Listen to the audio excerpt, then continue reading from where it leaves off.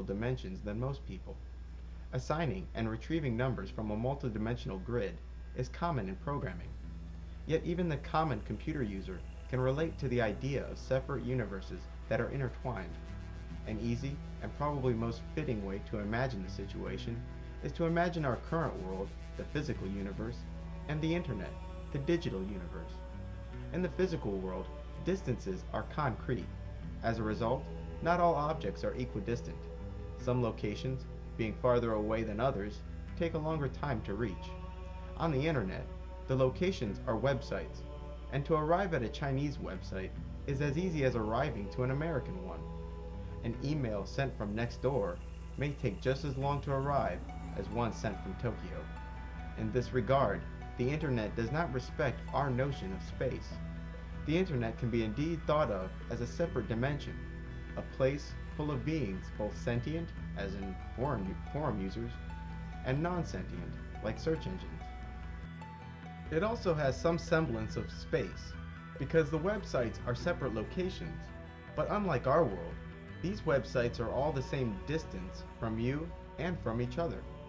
Meaning, typing in abc.com is as easy as typing in 123.com, despite the fact that one website is a server based next door, while the other is in Tokyo. Computers do not recognize time as we do either. In fact, we equip computers with specific circuitry, so that the machines will have some notion of our time. Without onboard clocks, a computer would measure time by how many instructions it has executed since a certain point, unable to account for how quote-unquote long those individual operations took. In this way does the digital realm live in a sort of strange time, having already explained how it exists in strange space. That's not where the parallels end either. With the right equipment, the internet can be accessed in Antarctica, or any other part of the globe. This means that the internet realm can be tapped into at any given point in our space, as if it were a secondary universe lying on top of ours, with any point in the internet accessible at every point in our space. A realm full of beings, some friendly, some not, some intelligent, some not. We fail to realize it, but through our very bodies and on a daily basis, pass whole conversations, songs, and images in the form of cell phone, radio, and television signals.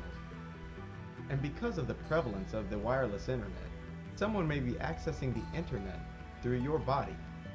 The point is that the electronic realm, or dimension, exists all around you in an ultimately invisible, yet accessible form. But a human can gain no pleasures or powers from this realm without an instrument that quote-unquote plugs into it, like a cell phone, radio, or computer. What you need to plug into the digital world is the same thing a spirit needs to plug into our world, an identity.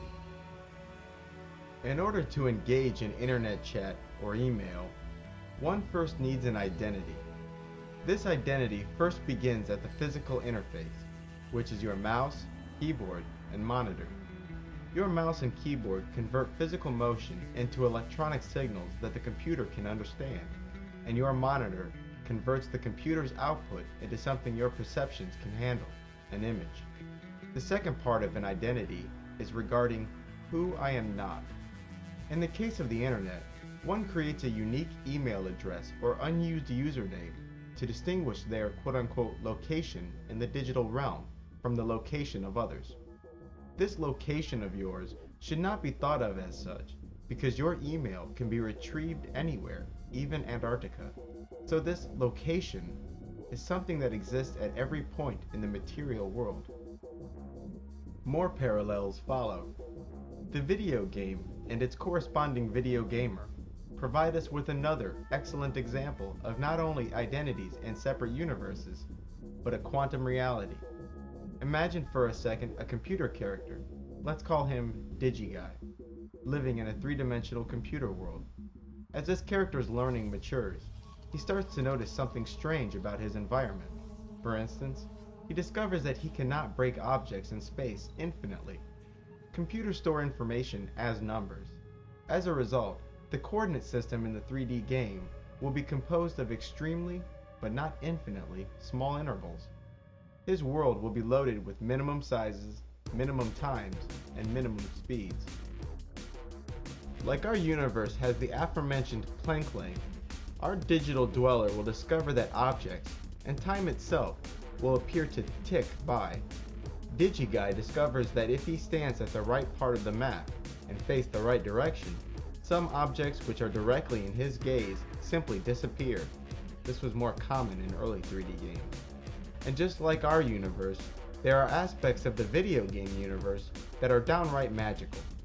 For instance, after collecting a certain number of quote-unquote points, the gamer buys himself a resurrection, in video game vernacular, an extra life.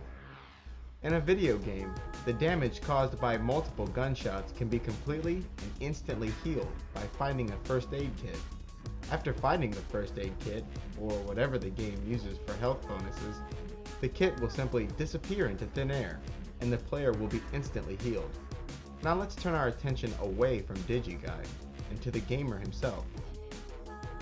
In order to interact with the universe inside the computer, and thereby derive pleasure from the game, he must first have an interface. This is often a keyboard, mouse, or controller. Secondly, he must have an individual location assigned to him. Unlike email, where the user chooses the name, the video game decides where the main character's information is stored. At this location is typically stored things like coordinates within the map, the angle you're looking, and usually stuff like current health and how many bullets you have left. What's more, the video game itself must convert what is no more than a bunch of numbers into an environment akin to our own that can be displayed on the screen. Now that our gamer has an identity within the computer world, he can now interact with DigiGuy. He can now derive pleasure from that universe, or play his game. But what if this game isn't about having fun? What if, instead, the gamer enters the computer universe with the intention of revealing to DigiGuy the nature of his reality? Imagine telling DigiGuy that his entire universe is stored on a rotating disk within a quote-unquote hard drive. Imagine telling DigiGuy that objects whose characteristics are recorded on the other side of the hard drive may be sitting right next to him. Imagine telling DigiGuy that in order for him to experience you in your true, fleshly form, you would be forced to put your finger on the rotating hard drive disks, thereby destroying his universe.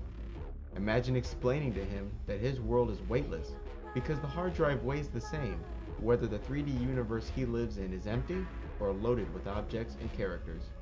Imagine banishing the growing notion in his mind that his world has a single random number, but instead numbers that appear random, and that his universe isn't even capable of randomness. Poor DigiGuy. It seemed so permanent, so real. His world included a depth that no flat, rotating disc could ever mimic, or so he thought.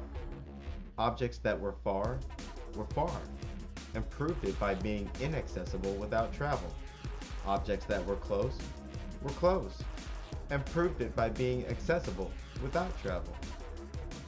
In his world, some objects were heavy, and proved it by being hard or impossible to move.